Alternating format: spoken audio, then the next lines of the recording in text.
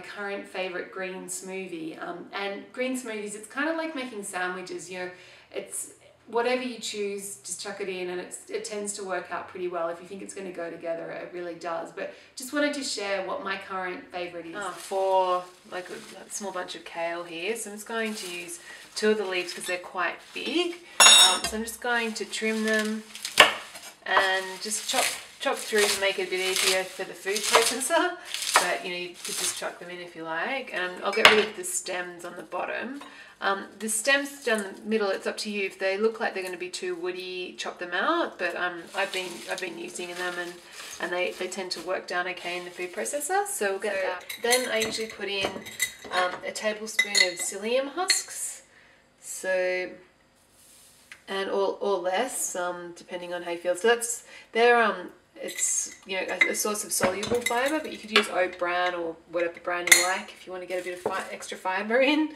But you don't have to, of course. And then I've just got some protein powder here, so about 2 tablespoons of that. And this is like a vanilla flavour, which I find, you know, kind of goes really well in the smoothie. But you know, it's up to you if you prefer. Sometimes I use, actually, I'll just show you, I've got some egg white powder, so sometimes I just use that to get my protein instead, but it doesn't have any flavour, so then I'll need to add, you know, some vanilla or some honey or something just to sweeten things up and make it taste a bit better.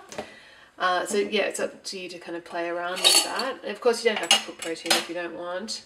And then some yogurt, so it's actually yogurt I made myself. So 2 or 3 kind of generous tablespoons, whatever you feel like.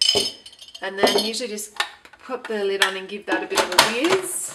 This is just a little bottle I keep in the fridge. It's just regular water, but usually I use about 2/3 of a cup to a cup, depending on how I feel. So I'll probably go for about 2/3 there, and just better to add it gradually because you can always add more later.